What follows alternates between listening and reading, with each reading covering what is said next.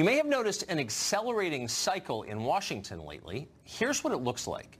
The permanent class hates Donald Trump. They attack him as a rapist, a criminal, a foreign spy working to destroy America.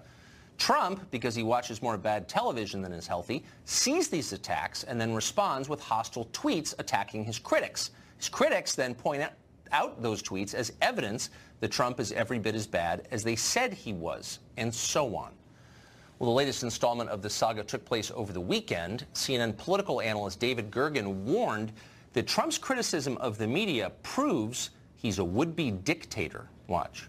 Discrediting Mueller, discrediting what may come out through the Justice Department from Mueller, discrediting the press that will be reporting on what Mueller does. This is what split the country apart, and it is the beginnings, in many other countries, it's been the beginnings of an authoritarian rule, and that's the larger threat hanging over us now.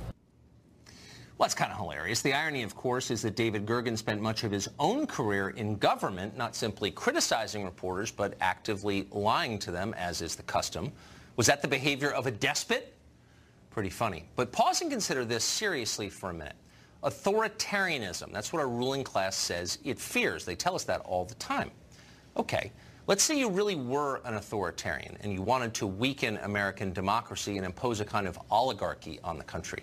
How would you go about doing that? Well, you'd probably start by trying to control what people say and think.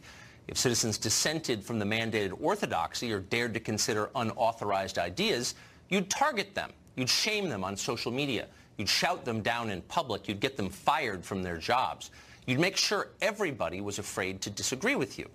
After that, you would work to disarm the population. You'd take their guns away. That way, they'd be entirely dependent on you for their safety, not to mention unable to resist your plans for them.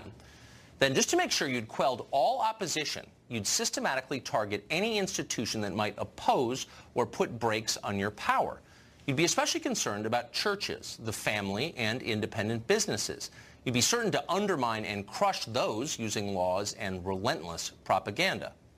If, despite all of that, election results still didn't go your way, you'd use an entrenched, unelected bureaucracy to neuter any leader you hadn't handpicked yourself.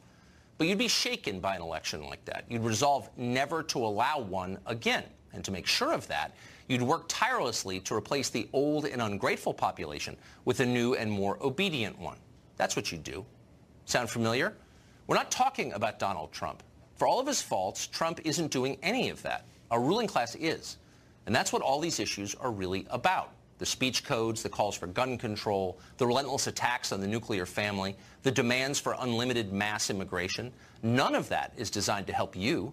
None of it will make you happier or more prosperous. That's not the point. The point is to make you more dependent on the very people who are yelling at you right now on cable television. They're the authoritarians. Mark Stein is an author and columnist, and he joins us tonight.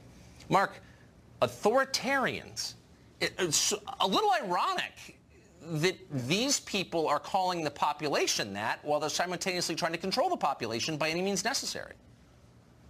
Exactly, Tucker. And in fact, the reason they wound up with Donald Trump getting elected president is because they've got a long tradition of doing this to any Republican. They did it to Bush. They did it to Mitt Romney, who's the very definition of a milquetoast, and yet they managed to claim that he was some kind of Nazi because he stuck his dog on the car and drove the dog to Canada or whatever it was.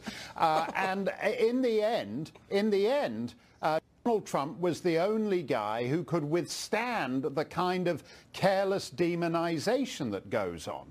And it's interesting to me, you gave all those examples of the authoritarian trends on the left. There are lots of other ones too. I mean, David Gergen didn't get upset when Sheldon Whitehouse, a Democrat senator, proposed that people who disagree with his views on climate change should be subject to criminal prosecution. Exactly. He didn't worry about the authoritarian temptation when the Democrats in the Senate voted effectively to neuter the First Amendment. He didn't bemoan the trend towards authoritarianism when the previous administration weaponized both the Justice Department and the IRS to go after its ideological enemies. And worst of all, he didn't bemoan the trend towards authoritarianism when dozens of Democrat legislators, before Trump had even set foot in the office, decided to boycott his inauguration, which is the very defining act of a free society, the peaceful transfer of power